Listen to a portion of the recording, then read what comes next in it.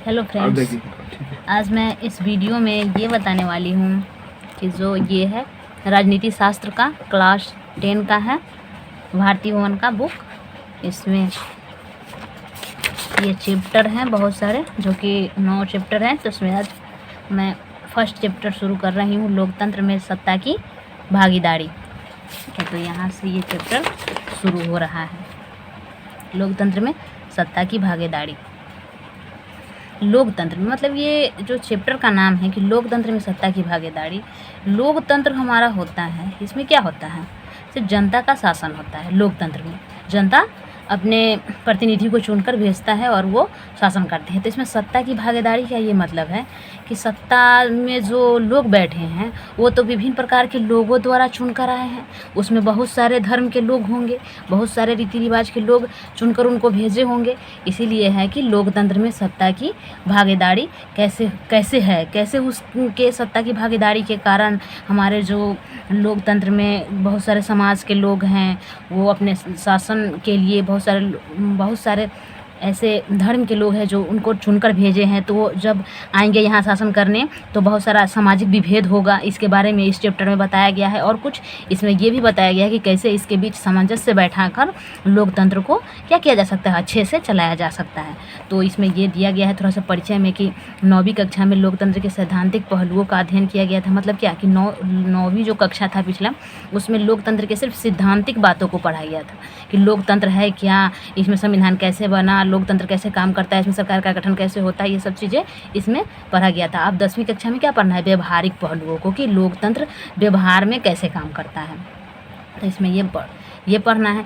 यह बात बताई जा चुकी है कि लोकतंत्र जनता का शासन है। बहुत पहले तो लोग जानते हैं कि लोकतंत्र क्या है, जनता का शासन। लोकतांत्रिक शासन व्यवस्था में बिना भेदभाव के सत्ता में जनता की भागीदारी सुनिश्चित की जाती है। फिर भी लोकतंत्र में विभेद के तत्व अंतर्निहित होते हैं। लोकतंत्र में क्या होता है, विभेद के जो तत्व है वो रहते हैं। लोकतंत्र में ये है मतलब कि लोकतंत्र ऐसा तंत्र है जिसमें बिना विभेद का हो ही नहीं सकता है। लोकतंत्र मतलब विभेद नहीं है, मतलब लोकतंत्र नहीं है। इन विभेदों के रहते हुए भी इस बात का प्रयास किया जाता है कि लोकतांत्रिक व्यवस्था की सफलता के मार्ग में वे बाधक नहीं हैं। कौन, जो हमारा विभेद है वो लोकतंत्र के सफलता में बाधक नहीं हो सकता है। जो हमारा सामाजिक विभेद है वो हमारा क्या है, लोकतंत्र की कहे तो सफलता है। जब तक विभेद नहीं होगा लोकतंत्र नहीं रहेगा, मतलब राजतंत्र रहेगा। तो राजतंत्र में कोई विभेद होता था, नहीं होता था। यहाँ यह समझने का प्रयास किया जा रहा है कि लोकतंत्र को व्यवहार में किस प्रकार कार्य करना चाहिए। ये तो चैप्टर का ये है कि कैसे कार्य करना चाहिए। विभिन्न लोकतांत्रिक पद्धतियों के स्वरूप, आकार, परिप्रेक्ष्य आदि में विभिन्नता होते हुए भी उनके बीच सामंजस्य स्थापित कर। अब देखिए यहाँ पे क्या बोल रहा है कि विभिन्न लोकतांत्रिक पद्धतियों के स्वरूप, आकार, परिप्रेक्ष्य विभिन्नता के होते हुए उसके बीच सामंजस्य स्थापित कर, मतलब उसके बीच जो हमारा सामंजस्य है उसको स्थापित कर कैसे लोकतंत्र व्यवहारिक स्वरूप प्रदान किया जाता है लोकतंत्र को। लोकतंत्र में विविधता स्वाभाविक है। लोकतंत्र में ये लाइन कितना इम्पोर्टेंट है। लोकतंत्र में क्या है, विविधता स्वाभाविक है। बिना विविधता के हमारा लोकतंत्र हो ही नहीं सकता, क्योंकि भारत में क्या है, विभिन्न प्रकार के धर्म, रीति रिवाज, भाषा के लोग रहते हैं। तो वो लोग क्या करेंगे, उसमें कुछ ना कुछ विविधता जो ज़रूर होगा। तो हमारा स्वच्छ लोकतंत्र का ये मतलब है कि इनके बीच सामंजस्य स्थापित कर अच्छे से लोकतंत्र चले, वही हो गया लोकतंत्र का व्यवहारिक स्वरूप। तो ये बोला है लोकतंत्र में विविधता स्वाभाविक है। लोकतांत्रिक राज्य में केवल भाषा और क्षेत्र की विविधता ही नहीं होती। लोकतंत्र में क्या होता है, सिर्फ भाषा और क्षेत्र की विविधता नहीं होता है। इसमें क्या होता है, रंग, धर्म, जाति, संप्रदाय, लिंग, इस सब के आधार पर भेद होता है। इसमें जैसे विभेद भी देखने को मिलता है लोकतंत्र में। इन विविधताओं के कारण सामाजिक विभाजन की संभावना बनी रहती है। अब इस चैप्टर में आगे देखेंगे बहुत सारे देश के बारे में कुछ बताया गया है कि कैसे कैसे वहाँ पर ये हुआ, सामाजिक विभाजन के चलते देश बंट गया। तो इसमें दिया गया है आगे। इसमें क्या होता है कि रंग, धर्म, जाति, संप्रदाय, लिंग के आधार पर भी लोकतंत्र में भेद मिलते हैं। इन विविधताओं के कारण सामाजिक विभाजन की संभावना बनी रहती है। अगर इन विविधताओं को अच्छे से सामंजस्य बैठाकर लोकतंत्र नहीं चलाया गया तो क्या हो जाएगा, सामाजिककरण का विभाजन हो जाएगा, सामाजिक विभाजन हो जाएगा। लोग समाज के आधार पर, धर्म के आधार पर, रीति रिवाज के आधार पर बंट जाएंगे। लोकतांत्रिक राज्य में जनता के बीच विभिन्नताओं, असमानताओं तथा विभेदों के रहते हुए भी उनके बीच तालमेल स्थापित किया जाता है। किसमें? लोकतंत्र में। इन सभी विविधताओं के तालमेल को मतलब कि एक करके क्या किया जाता है? स्थापित किया जाता है स्वच्छ लोकतंत्र। यह भी स्वीकार करना पड़ेगा कि इन विभेदों का लोकतांत्रिक राजनीति पर प्रभाव पड़े बिना नहीं रह सकता। अब विभेद का तो राजनीति पर प्रभाव पड़ता ही पड़ता है, बिना विभेद के राजनीति हो सकता है? नहीं हो सकता है। लोकतांत्रिक राजनीति, इस अध्याय में लोकतंत्र में द्वंद्व, इस अध्याय में क्या क्या पढ़ेंगे? जो टॉपिक हमारा होगा, लोकतंत्र में द्वंद्व होगा, सामाजिक विभेदों की उत्पत्ति होगा। मतलब लोकतंत्र में ये सब द्वंद्व कुछ आ जाते हैं, कुछ सामाजिक विभेद की उत्पत्ति हो जाती है, सामाजिक विभेद और सामाजिक विभाजन में अंतर, ये सब टॉपिक रहेंगे। विभेदों में तालमेल और संघर्ष, कैसे संघर्ष करता है विभेद सामाजिक, और कैसे तालमेल बैठाया जाता है विभेदों और लोकतांत्रिक राजनीति का प्रभाव। विभेद जब होता है समाज में, लोकतंत्र में, तो उसमें कैसे लोकतांत्रिक राजनीति पर इसका प्रभाव पड़ता है। सामाजिक विभेदों की राजनीति का परिणाम, अब सामाजिक विभेद जब हो जाएगा, हम लोग क्या करेंगे? जब लोकतंत्र अच्छा रहेगा तो वो क्या करेगा? रंग, धर्म, जाति, संप्रदाय के आधार पर शासन नहीं करेगा। लोकतंत्र मतलब ऐसे आधार पर लोकतंत्र नहीं बनेगा, वो सब में सामंजस्य स्थापित करके लोकतंत्र बनाएगा। अगर वो सब इसके आधार पर लोकतंत्र होगा तो क्या हो जाएगा? सामाजिक विभेद हो जाएगा। ठीक है, सामाजिक विभेद के आधार पर राजनीति हो जाएगी, तो इसका परिणाम पढ़ना है इस चैप्टर में। जैसे पक्षों पर विचार करना समुचित होगा। ये सारी जो टॉपिक है यहाँ पे, ये सब के बारे में इस चैप्टर में पढ़ना है। तो यहाँ पे ये हो गया क्या? लोकतंत्र में द्वंद्व। तो इसका यहाँ पे है लोकतंत्र में द्वंद्व। अब लोकतंत्र सैद्धांतिक रूप से समानता पर आधारित शासन है। लोकतंत्र क्या है? समानता पर आधारित शासन है। इसमें समानता होती है, सब इसके नज़र में समान है, परंतु विभिन्न लोकतांत्रिक पद्धतियों में विरोधाभास के कई उदाहरण मिलते हैं। कुछ विद्वानों ने इसे लोकतंत्र में द्वंद्व की भी संज्ञा दी है। अब बहुत सारे लोग बोले हैं कि नहीं, ऐसा कुछ इसमें क्या होता है? समानता होती है, कोई विविधता नहीं होती है। मतलब इसमें कोई ये नहीं होता है कि कोई बहुत महान है, बहुत कोई ये है, नहीं, इसमें सब समान है। तो इसमें कुछ विरोधाभास भी हैं। तो बहुत सारे विद्वान ने इसे क्या बोला है?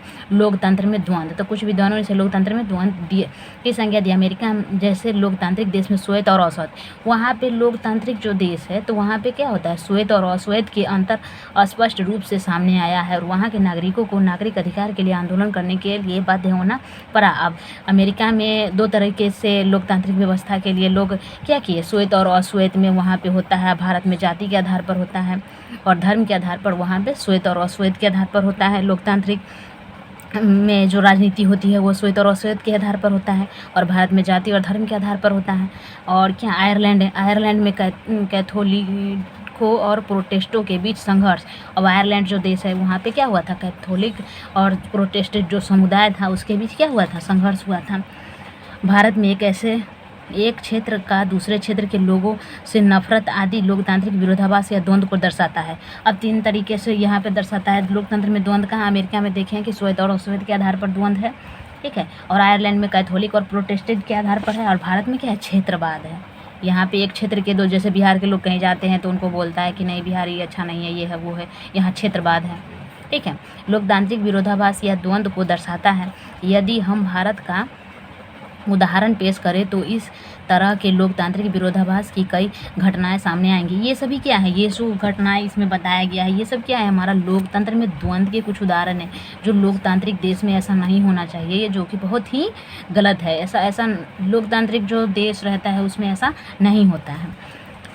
भारतीय संविधान में नागरिकों को भारत के किसी क्षेत्र में निवास करने या बस जाने का अधिकार है। अब भारतीय संविधान में ऐसा अधिकार दिया गया है कि कोई भी नागरिक कहीं पर भी क्या कर सकता है? भारत के क्षेत्र में कहीं पर भी निवास कर सकता है और बस सकता है, जाने आने की स्वतंत्रता है। परंतु दुर्भाग्य की बात यह है कि यहाँ पर क्षेत्रवाद पाया जाता है। यहाँ पर जैसे बिहार के लोग कहीं मुंबई जाएंगे या फिर कहीं जाएंगे कमाने, तो वहाँ पर इन्हें दुर्व्यवहार किया जाता है इनके साथ। दुर्भाग्य की बात यह है कि सिक्किम में बिहारी छात्रों को अपने संस्थान से ही नहीं, सिक्किम राज्य को ही छोड़कर भागने के लिए बाध्य किया गया था। ऐसा तो बहुत गलत बात है। ये तो द्वंद्व का बहुत बड़ा उदाहरण है कि सिक्किम में क्या हुआ कि बहुत सारे बिहारी जो छात्र थे उन्हें अपना संस्थान छोड़कर भागना पड़ा। हिंदी भाषी राज्यों खासकर महाराष्ट्र और असम में उत्तर भारतीयों के साथ जो व्यवहार किया गया वह किसी भी तरह शोभनीय नहीं है। यहाँ पर क्या हो गया? हिंदी और हिंदी भाषी के लोग जो हैं वो दक्षिण भारत, महाराष्ट्र और असम ये सब में लड़ रहे थे। लुधियाना में बिहारी मजदूरों के साथ हुए दुर्व्यवहार को उचित नहीं कहा जा सकता है। लोकतंत्र में इस तरह के विरोधाभास या द्वंद्व को समाप्त किए बिना इसे सफलता के मार्ग पर अक्सर नहीं किया जा सकता है। लोकतंत्र में ये सभी जो द्वंद्व है इसे क्या कर सकते हैं हम लोग बिना मिटाए? हम लोग अच्छे लोकतंत्र की कल्पना नहीं कर सकते हैं। इस तरह के विरोधाभास को दूर करने का प्रयास बराबर चलता रहा है। इस तरह के जो विरोधाभास है इसे दूर करने का प्रयास बराबर चलता आ रहा है। मार्टिन लूथर किंग ने रंगभेद की नीति के विरुद्ध आवाज़ उठाया, जो कि क्या था, ये हमारा अमेरिका में था। अमेरिका में मार्टिन लूथर किंग जो था कि बोला कि नहीं, यहाँ तो लोकतंत्र है, यहाँ श्वेत हो या अश्वेत सब बराबर हैं। तो इसके लिए ये आवाज़ उठाए थे मार्टिन लूथर किंग। बेल्जियम में विभिन्न भाषा भाषी के बीच सामंजस्य हेतु संविधान में उचित प्रावधान किया गया। अब जो बेल्जियम जो देश है वहाँ पे भाषा भाषी के लिए लोग लड़ रहे थे, उसके लिए संविधान में उचित संशोधन किया गया और इसके लिए प्रावधान बनाए गए। तो वहाँ लोग सामाजिक द्वंद्व को ख़त्म करके, लोकतंत्र में जो द्वंद्व था उसको ख़त्म करके अच्छा सा लोकतंत्र को बनाए हुए हैं।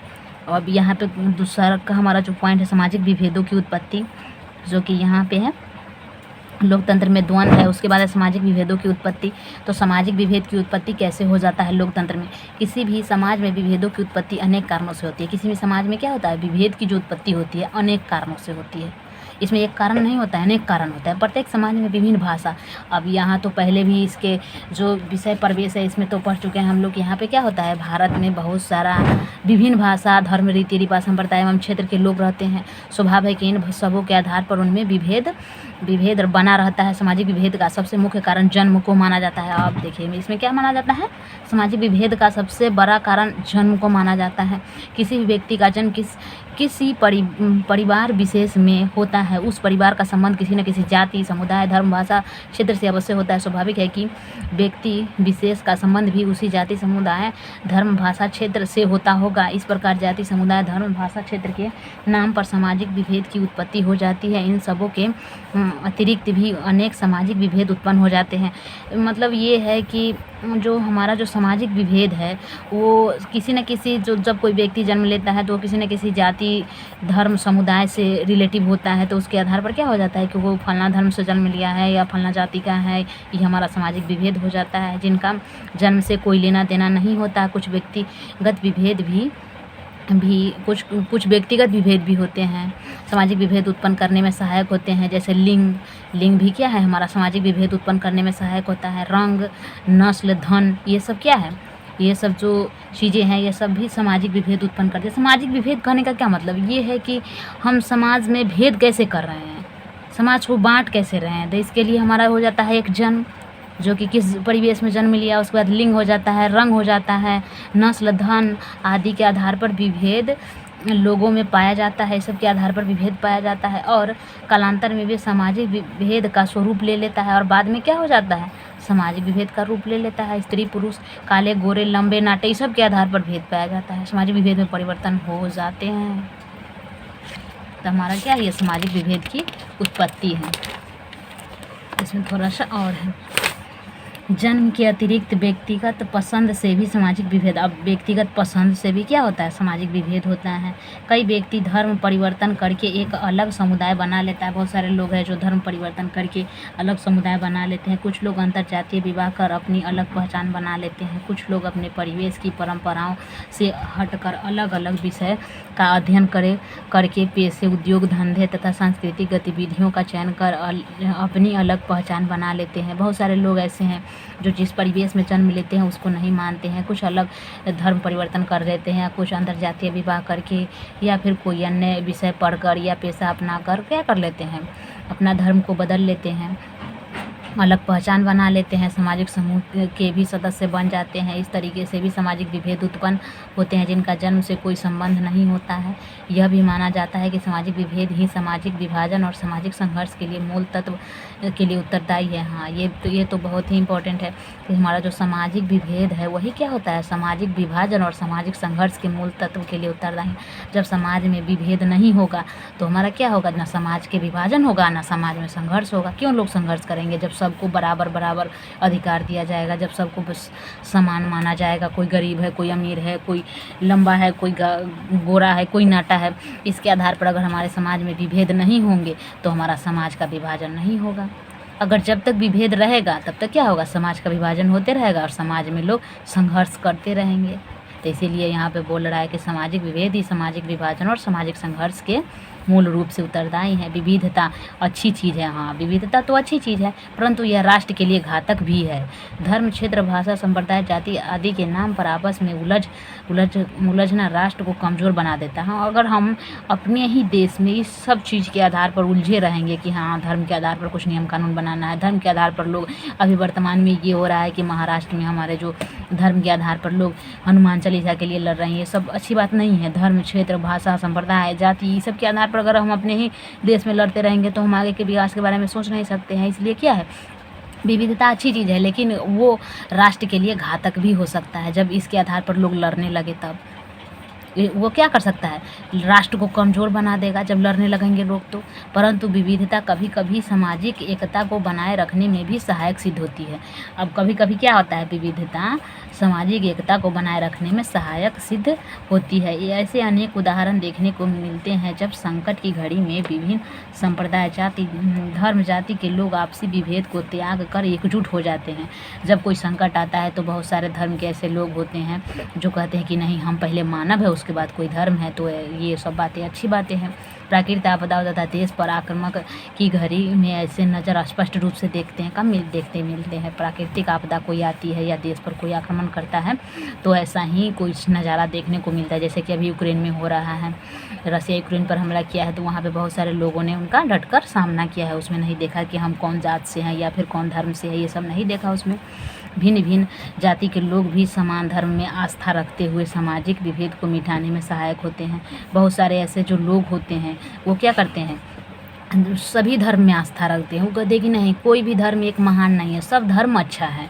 इसीलिए वो क्या करते हैं, सामाजिक विभेद को मिटाने में सहायक होते हैं। दूसरे लोग, अलग अलग धर्मों में आस्था रखने वाले लोग धर्म के कारण उत्पन्न सामाजिक विभेद को मिटाकर समान जाति के निकट संपर्क बना लेते हैं। एक ही व्यक्ति कई सामाजिक समूहों के सदस्यता ग्रहण कर सामाजिक विभेद मिटाने में सहायक होता है। अब कोई व्यक्ति होता है जो बहुत सारे जो समूह है, बहुत सारे जो क्या है हमारा जातीय समूह है, धर्म का समूह है, उसमें शामिल होकर क्या करते हैं, सामाजिक विभेद को मिटाने में बहुत बड़ी भूमिका निभाते हैं। इस प्रकार सामाजिक विभेद को जन्म अपनी अपनी पहचान बनाए रखने के उद्देश्य से होता है, परंतु यह आवश्यक नहीं है कि उसमें हमेशा सामाजिक विभाजन का ही खतरा बना रहे। सामाजिक विभेद और सामाजिक विभाजन में अंतर क्या क्या है, हमारा सामाजिक विभेद और सामाजिक विभाजन में अंतर क्या है। तो सामाजिक विभेद और सामाजिक विभाजन के अंतर को समझ लेना आवश्यक है। एक क्षेत्र में रहने वाले विभिन्न जाति, और सामाजिक विभेद क्या है उसको यहाँ पर देख लेते हैं। एक क्षेत्र में रहने वाले विभिन्न जाति, धर्म, भाषा, संप्रदाय के लोग के बीच जो विभिन्नताएं हैं वे सामाजिक विभेद का रूप धारण करती है। अब सामाजिक विभेद कहने का क्या मतलब है, ये मतलब है कि एक क्षेत्र में रहने वाले विभिन्न जाति, धर्म, भाषा, संप्रदाय के लोगों के बीच जो विविधता है वे सामाजिक विभेद कहलाती है। मतलब एक क्षेत्र में रहने वाले बहुत से लोग हैं, उसमें जाति, धर्म, भाषा, संप्रदाय के आधार पर जो विभिन्नता है वो हमारा सामाजिक विभेद कहलाता है। परंतु धन, रंग, क्षेत्र का विभेद सामाजिक विभाजन का रूप ले लेता है। ये सब तो विभिन्नता ठीक है कि हमारा सामाजिक विभेद क्या है, तो एक क्षेत्र में रहने वाले जाति, धर्म, भाषा, संप्रदाय के लोगों के बीच जो विभिन्नता होती है। अब बहुत सारे धर्म के लोग हैं तो वो अच्छे से रह रहे हैं, धर्म के, भाषा के, संप्रदाय के लोग हैं तो वो रह रहे हैं एक समाज में, तो वो हमारा क्या हो जाएगा, सामाजिक विभेद हो जाएगा। और जब विभाजन कैसे होगा, जब रंग, धन, क्षेत्र का विभेद सामाजिक विभाजन का रूप ले लेता है।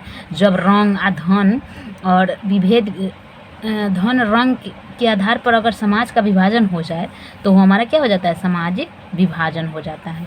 महाराष्ट्र, असम और सिक्किम में उत्तर भारतीयों के साथ वहाँ के निवासियों द्वारा गलत व्यवहार सामाजिक विभाजन का कारण बना। श्वेतों का अश्वेत के प्रति, अमीरों का गरीबों के प्रति व्यवहार सामाजिक विभाजन का कारण है। अब अमीर गरीब लोग जब एक समाज में रहेंगे और वहाँ पर अमीर लोग गरीब लोग से क्या करेगा, दुर्व्यवहार करने लगाएगा, तो ये क्या हो जाएगा, हमारा सामाजिक विभाजन हो जाएगा। भारत में सवर्णों और दलितों, मतलब क्या है, उच्च जाति और दलित लोगों का अंतर सामाजिक विभाजन का रूप ले लेता है। तो हम लोग सामाजिक विभेद और सामाजिक विभाजन में अंतर समझ चुके हैं कि कैसे जब समाज में विविधता रहती है अब वो कैसे विभाजन का रूप ले लेती है। विभेदों में तालमेल और संघर्ष।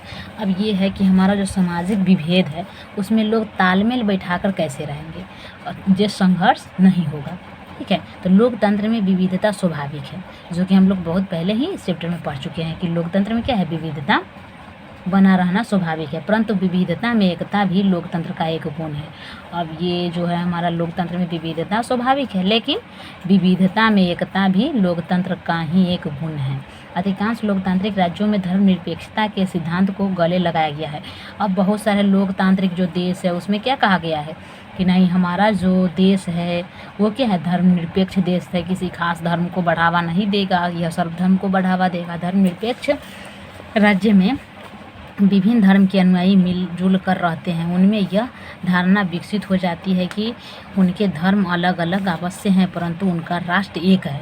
अब बहुत सारे धर्म के लोग जो हैं वो ये जब अधिकार उनको मिल जाता है कि नहीं धर्मनिरपेक्ष हैं, तो सभी धर्म के लोग समझने लगते हैं कि हम लोग क्या हैं, अलग अलग हैं, लेकिन हमारा जो राष्ट्र है वो एक है। बेल्जियम की लोकतांत्रिक व्यवस्था में विभिन्न भाषा भाषी एवं क्षेत्र के लोगों को अच्छा तालमेल है। अब बेल्जियम एक अच्छा उदाहरण है इसके लिए, वहाँ पे बहुत सारे जाति धर्म के लोग हैं, लेकिन उनमें क्या है, अच्छा तालमेल है, क्योंकि वहाँ के संविधान में लोगों को अधिकार दिया गया है। वहाँ के संविधान में बोला गया है कि नहीं, वहाँ का जो होगा कोई धर्म को खास बढ़ावा नहीं देगा, वहाँ पे धर्मनिरपेक्षता को अपनाया जाएगा। विविधता में एकता भारत की लोकतांत्रिक व्यवस्था की अपनी विशेषता है, विविधता में एकता। अब भारत की लोकतांत्रिक व्यवस्था का एक मूल तत्व क्या है, विविधता में एकता, कि हमारा देश क्या है, भारत बहुत सारे विविधताओं से भरा पूरा है, लेकिन उसमें क्या होना चाहिए, एकता होना चाहिए। हम धर्मनिरपेक्ष राज्य के नागरिक हैं। भारत में विविधता शुरू से है, पर हम लोग मिलजुल कर रहते हैं। क्या करते हैं, हम लोग मिलजुल कर रहते हैं। हिंदू और मुसलमान मुग़ल शासकों के समय से ही साथ साथ रहते हैं। जब मुग़ल भारत में आया तो यहाँ पे हिंदू और मुसलमान अच्छे से रह रहे थे। पर्व त्योहारों के अवसर पर भी वे साथ साथ रहते हैं। होली, दीपावली, दशहरा आदि पर्वों में मुसलमान भाई भी साथ देते हैं। ऐसा नहीं है कि लोग ईद में नहीं साथ देते, हिंदू लोग और मुसलमान लोग क्या करते हैं, दीपावली, दशहरा, होली वगैरह ऐसे जो पर्व है उसमें साथ नहीं देते हैं, वो लोग भी बढ़ चढ़ कर हिस्सा लेते हैं। ईद के मौके पर हिंदू भाई भी मुसलमान साथियों और मुबारकबाद देते हैं। सिखों के गुरुद्वारे में ये सब क्या है, हमारा सामाजिक विभाजन होते हुए भी क्या है, एकता है। मतलब विविधता में एकता के सभी उदाहरण है कि यहाँ के लोग कैसे कैसे रह रहे हैं। इनका सबसे बड़ा उदाहरण वाराणसी में आतंकियों द्वारा किए गए। अब एक वाराणसी जो है वहाँ पर आतंकवादियों द्वारा किए गए बम विस्फोट, इस अवसर पर हिंदू और मुसलमानों के बीच जो एकता एवं सहिष्णुता देखी गई वो अद्भुत थी।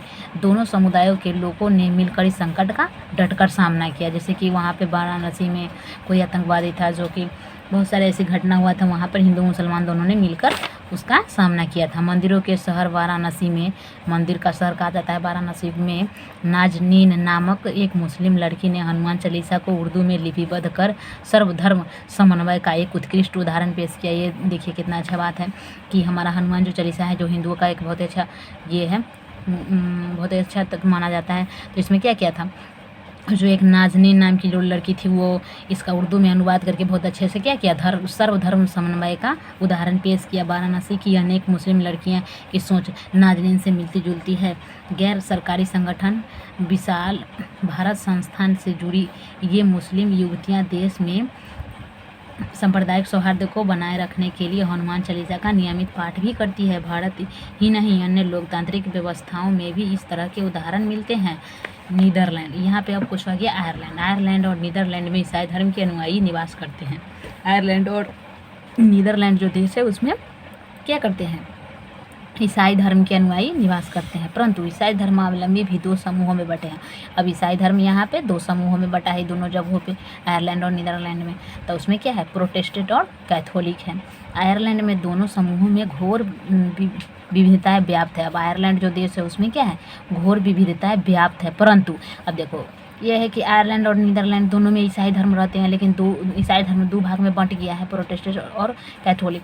तो आयरलैंड में इसमें क्या है, बहुत विविधता अभी भी पाया जाता है, लेकिन नीदरलैंड ऐसा नहीं किया। वो क्या किया, धर्मनिरपेक्षता को अपनाया और दोनों ही प्रोटेस्टेंट और कैथोलिक को समान अधिकार दिया, और उसके बीच सौहार्द बना हुआ है और अच्छे से रह रहे हैं।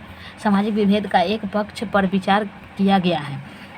परंतु इसका दूसरा पक्ष भी है। सामाजिक विभेद का एक पक्ष पर तो विचार यहाँ से हम लोग कर लिए यहाँ पर, अब दूसरा इसका पक्ष है, परंतु इसका दूसरा पक्ष भी है। सामाजिक विभेद लोकतांत्रिक व्यवस्था के लिए घातक है। सामाजिक जो विभेद है वो लोकतांत्रिक व्यवस्था के लिए घातक भी है। धर्म, धन, क्षेत्र, भाषा, जाति, संप्रदाय के नाम पर आपस में उलझना लोकतांत्रिक व्यवस्था को कमज़ोर बनाता है। अब हम लोग क्या करेंगे, हम तो जानते हैं कि हमारा सामाजिक विभेद रहता है कि एक समाज में बहुत सारे धर्म के लोग रहते हैं, धर्म, भाषा, रीति रिवाज के लोग रहते हैं, तो वो हमारा क्या होता है, सामाजिक विभेद होता है, लेकिन लोग एकता में रहते हैं। जब वही लोग सामाजिक विभाजन करने लगेंगे, किसके आधार पर, धन, धर्म, क्षेत्र, भाषा, जाति के आधार पर, संप्रदायवाद के आधार पर, तो हमारा क्या हो जाएगा, लोकतांत्रिक व्यवस्था कमज़ोर हो जाएगा। इससे लोकतांत्रिक व्यवस्था खतरे में पड़ जाएगी। सब तो क्षेत्रवाद करने लगेगा, हमें कहेगा संप्रदाय चाहिए, संप्रदायवाद, भाषा मेरा, जाति मेरा, ये सब जब करने लगेंगे लोग, तो हमारा क्या होगा, लोकतंत्र कमज़ोर हो जाएगा, लोकतांत्रिक व्यवस्था खतरे में पड़ जाएगी। दुश्मन देश इसका लाभ उठाकर आक्रमण कर देंगे, तुम सब बीच में लड़ो, दूसरा इस पर आक्रमण कर देगा। जब तक विविधता एक सीमा में रहती है तब तक कोई परेशानी नहीं होती, परंतु जब विविधता सीमा का उल्लंघन करने लगती है तब सामाजिक विभाजन अस्वैभावी हो जाता है। मतलब क्या कि सामाजिक विभाजन सही बात है, और जब इसमें क्या हो जाए, सामाजिक विभेद सही बात है, जब इसमें विभाजन हो जाए धन, धर्म, क्षेत्र, भाषा, जाति के आधार पर, तो हमारा क्या हो जाए, लोकतांत्रिक व्यवस्था कमज़ोर हो जाएगा। तो यही इस टॉपिक का बात था कि हमारा सामाजिक विभेद और सामाजिक विभाजन में कैसे अंतर हो जाता है। तो लोकतंत्र के लिए सामाजिक विभाजन सही बात नहीं है, सामाजिक विभेद सही बात है कि लोग क्या करेंगे, एक विविधता में एकता बनाए रहेंगे तो सही है। तो इसका कुछ और है, अमेरिका में श्वेत और श्वेत का झगड़ा, उत्तरी आयरलैंड में प्रोटेस्टेंट और कैथोलिक का संघर्ष, भारत में दलितों का अन्य वर्गों से संघर्ष इसके उदाहरण है। किसके, सामाजिक विभाजन के। इससे यह स्पष्ट होता है कि जब सामाजिक विभेद अन्य विभेदों से अधिक महत्वपूर्ण हो जाता है तब स्वाभाविक रूप से सामाजिक विभाजन हो जाता है। हाँ, जब सामाजिक विभाजन जो है हमारा वो क्या हो जाता है, अन्य विभेद से अधिक महत्वपूर्ण हो जाता है, तो सामाजिक विभाजन होना स्वाभाविक हो जाता है। स्थिति उत्पन्न हो जाती है। विभिन्नताओं में टकराव की स्थिति किसी भी लोकतांत्रिक व्यवस्था के लिए लाभदायक नहीं है। इसमें क्या, विभिन्नता में जब टकराव हो जाए तो किसी भी लोकतांत्रिक व्यवस्था में किसी भी लोकतांत्रिक व्यवस्था वाले देश के लिए यह लाभदायक नहीं है, क्योंकि जब टकराव होगा तब देश का क्या हो जाएगा, विभाजन हो जाएगा, समाज का विभाजन हो जाएगा, लोग अपने में बंट जाएंगे, तो क्या करेगा, दुश्मन देश इस पर हमला कर देगा। अब क्या टॉपिक है, विभेदों का लोकतांत्रिक राजनीति पर प्रभाव। अब जब विभेद हो जाएंगे तो इसका क्या लोकतांत्रिक राजनीति पर प्रभाव पड़ेगा। मतलब ये सारे जो टॉपिक हैं इसका यही मतलब है कि लोकतंत्र पर इसका क्या प्रभाव पड़ता है, लोकतंत्र में इसका क्या इफेक्ट पड़ता है, लोकतंत्र इससे कैसे प्रभावित होता है। तो विभेदों का लोकतांत्रिक राजनीति पर कैसे प्रभाव पड़ता है। सामाजिक विभेद लोकतांत्रिक राजनीति को प्रभावित किए बिना नहीं रह सकता। और यहाँ पे बहुत ही अच्छा बात बोला कि सामाजिक जो विभेद है वो लोकतांत्रिक राजनीति को प्रभावित किए बिना नहीं रह सकता। उससे क्या होगा, प्रभावित होगा ही होगा राजनीति। आपने पढ़ा है कि ब्रिटिश शासकों ने फूट डालो और शासन करो की नीति अपनाया था, हमारे देश पर वर्षों तक शासन किया। आज भी सामाजिक विभेद राजनीति के लिए एक अस्त्र बना हुआ है। सामाजिक विभेद क्या है, राजनीति के लिए एक अस्त्र बना हुआ है। लोकतांत्रिक व्यवस्था में राजनीतिज्ञ इसका लाभ उठाने में पीछे नहीं हटते। लोकतांत्रिक जो व्यवस्था है उसमें जो राजनीतिज्ञ रहते हैं, मतलब कि जो कोई राजनीति करने वाले हैं, उसमें जो इससे लाभ उठाने के लिए वो पीछे नहीं रहते। क्यों, क्योंकि वो जानते हैं कि अगर किसी भी समाज में अगर हम किसी खास जाति के लोगों को अगर बढ़ावा देंगे तो वो क्या करेगा, हमको ज़्यादा वोट देगा तो हम जीतेंगे, हम शासन करते रहेंगे। इसीलिए विभेद को लोग क्या कर लेते हैं, लोकतांत्रिक राजनीति में जो राजनीति में रहने वाले लोग हैं वो इसका लाभ उठाने से पीछे नहीं रहते। राजनीतिक दलों द्वारा उम्मीदवारों के चयन और उनकी जीत सुनिश्चित करने में सामाजिक विभेद सहायक होते हैं। जो भी इसमें बोला गया कि उसमें क्या होता है, सुनिश्चित करने के लिए सहायक होते हैं। किसी हम क्या करेंगे, किसी खास दल को बढ़ावा देंगे, मतलब किसी खास क्षेत्र में किसी खास समुदाय के लोगों को बढ़ावा देंगे। जैसे किसी खास क्षेत्र में बहुत सारे ऐसे समुदाय के लोग होते हैं जिसकी संख्या ज़्यादा होती है, तो उसको अगर बढ़ावा देंगे राजनीतिज्ञ लोग, जो राजनीति में है तो उनको क्या हो जाएगा, सुनिश्चित करने, जीत सुनिश्चित हो जाएगी उनकी कि नहीं ये तो हमें ही वोट देगा। तो यही बोल रहा है कि इसमें लोकतांत्रिक व्यवस्था में राजनीतिज्ञ इसका लाभ उठाने से पीछे नहीं रहते। करने में सामाजिक विभेद सहायक हो जाते हैं। विभिन्न राजनीतिक दल अपनी प्रतिद्वंदिता का आधार भी सामाजिक विभेद को बना लेते हैं। अब बहुत सारे ऐसे जो राजनीतिक दल के लोग हैं अपनी प्रतिद्वंदिता के लिए सामाजिक विभेद को क्या बना लेते हैं, अपना आधार बना लेते हैं। यह बात बताई जा चुकी है कि उत्तरी आयरलैंड में एक धर्म मानने वाले भी प्रोटेस्टेंट एवं कैथोलिक समूहों में बटे हुए हैं। सबसे बड़ी बात यह है कि वहाँ के दो प्रमुख राजनीतिक दल भी इसी आधार पर गठित हुए हैं। अब राजनीतिक दल भी इसी आधार पर कहाँ गठित हो गया, आयरलैंड में गठित हो गया था। प्रोटेस्टेंट और कैथोलिक के आधार पर तो वहाँ पे बट गया था ना, आयरलैंड में नहीं बटा था, क्योंकि नीदरलैंड जो था वो समझौता कर लिया था और सौहार्द से रह रहा था, और आयरलैंड जो था वो ऐसा नहीं किया। तो वहाँ पे क्या हो गया, दो क्षेत्रों में लोग बट गए और दो राजनीतिक दलों का उदय हुआ, नेशनलिस्ट और यूनियनिस्ट पार्टी कैथोलिकों और प्रोटेस्टेंट का प्रतिनिधित्व करती है और उनके बीच टकराव को रोकने की अपेक्षा बढ़ाने का काम करती है। अब ये दोनों जो क्या था, समूह के आधार पर, संप्रदाय के आधार पर गठित पार्टी थी, तो ये क्या करेगी, उनके टकराव को कम नहीं करेगी, बढ़ावा देगी, जिससे उनका क्या होगा, जीत सुनिश्चित होगा और वो शासन करते रहेंगे। तो इसका लाभ राजनीति के लोग उठा लेते हैं। लोगों को ये बातें समझ में नहीं आती। जहाँ कैथोलिकों का प्रतिनिधित्व करने वाली नेशनलिस्ट पार्टी उत्तरी आयरलैंड को आयरलैंड गणराज्य बनाना चाहते हैं। अब वहाँ पर लोग जो आयरलैंड में जो था कैथोलिक का जो ये था पार्टी, वो क्या कहती थी कि नहीं आयरलैंड गणराज्य बनेगा जो कि उत्तरी आयरलैंड में है, तो उसका एक अलग देश बन जाए, वो बोल रहा था। वही प्रोटेस्टेंट का हित देने वाली यूनियनिस्ट पार्टी उत्तरी आयरलैंड को ब्रिटेन में मिलाना चाहती थी। अब यूनियनिस्ट जो पार्टी थी वो क्या कह रही थी कि नहीं ब्रिटेन में मिलेगा। ठीक है, दोनों सामाजिक समूहों के बीच विभेद को बढ़ाने में वहाँ की राजनीति सक्रिय रही। अब दोनों सामाजिक समूहों के बीच विभेद बढ़ाने में वहाँ की जो राजनीति थी वो सक्रिय रही, क्योंकि उनका जो ये काम था वो टकराव को कम करना नहीं था, बढ़ाना था। यह था तो क्या हो गया, आयरलैंड हमारा बट गया। ठीक है, बट गया, लोग टुकड़ों में बट गए। वहाँ पे नीदरलैंड इससे अच्छा उपाय निकाला और सौहार्द से रह रहा है अच्छे से। संघर्ष की स्थिति को समाप्त कर डाला। ब्रिटिश सरकार ने मध्यस्थता कर इस संघर्ष को क्या किया, समाप्त कर दिया। ब्रिटिश सरकार उसमें क्या हस्तक्षेप किया और इस मध्यस्थता को समाप्त कर इसको संघर्ष को समाप्त कर दिया। जो अगर ब्रिटिश सरकार इसमें हस्तक्षेप नहीं करती तो आयरलैंड भी टूटकर बिखर जाता। सामाजिक विभेद की राजनीति पर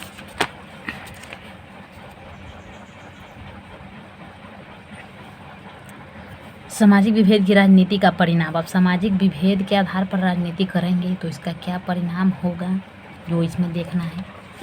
सामाजिक विभेद का लोकतांत्रिक राजनीति पर प्रभाव पड़े बिना नहीं रह सकता, इसे हम लोग जान चुके हैं। इसे स्पष्ट किया गया। इसका सबसे दुर्भाग्यपूर्ण पहलू यह है कि किसी लोकतांत्रिक व्यवस्था में सामाजिक विभेद राजनीति को इतना प्रभावी कर देता है कि वहाँ सामाजिक। Thanks for watching.